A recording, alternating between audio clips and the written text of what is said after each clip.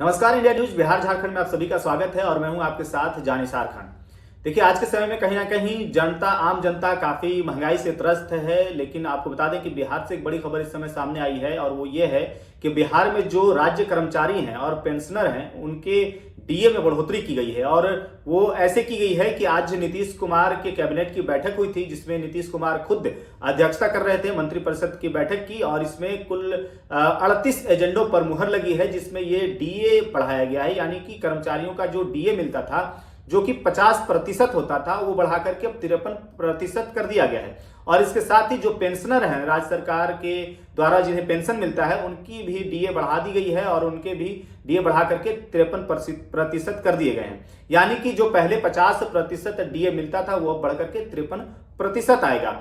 यानी कि 3% की बढ़ोतरी डीए में की गई है। और इसके साथ ही आपको बता दें कि ये कब से मिलेगा, तो ये 1 जुलाई 2024 से लागू होकर के मिलेगा। यानी कि अभी नए साल में जब पेंशन मिलेगा आपको या आपकी जो सैलरी आएंगी, उसमें 3% की बढ़ोतरी तो होगी ही। इसके साथ ही जो जुलाई से बचा हुआ पैसा होगा वो आपको एरियर के रूप में मिलेगा।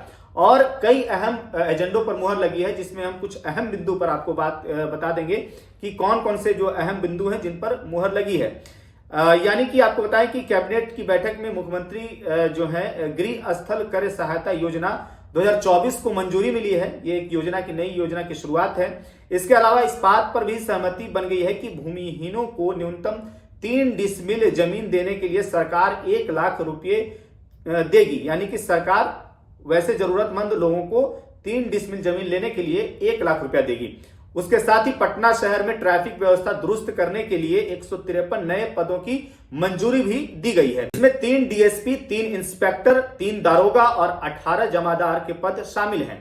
इसके अलावा विभिन्न विभागों में कुल 436 पदों का भी सृजन किया गया है। यानी कि कुल नए पद बनाए गए हैं, जिस पर बहाली होगी, नए सिरे से नियुक्ति होगी।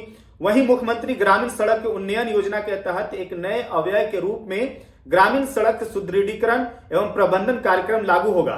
इसके तहत कुल 5 वर्षीय अनुरक्षण अवधि से बाहर एवं भविष्य में बाहर होने वाले सभी ग्रामीण पथों का आवश्यकता अनुसार मेंटेनेंस 7 वर्षों तक रखरखाव किया जाएगा। वहीं बागमती नदी पर नए पुल के निर्माण को लेकर के भी मंजूरी दी गई है। इसके साथ ही बता दें आपको कि यहां पर 3.35 किलोमीटर लंबा पुल का निर्माण भी कराया जाएगा बागमती नदी पर।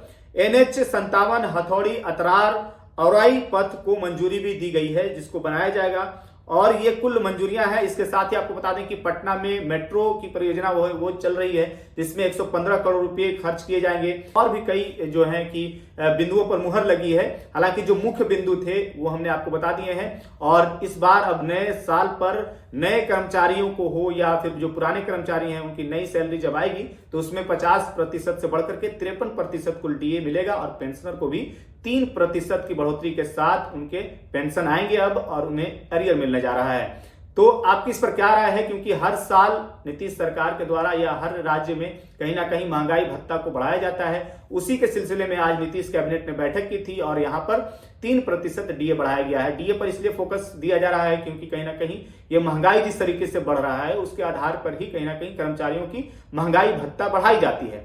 हालांकि जो 38 एजेंडे पर मुहर लगी है वो भी जल्द ही शुरू कर दिए जाएंगे। इस पर आपकी क्या राय है? नीतीश कैबिनेट के द्वारा महंगाई भत्ता बढ़ाए जाने पर आप क्या कहना चाहते हैं? कमेंट बॉक्स में जरूर बताएं।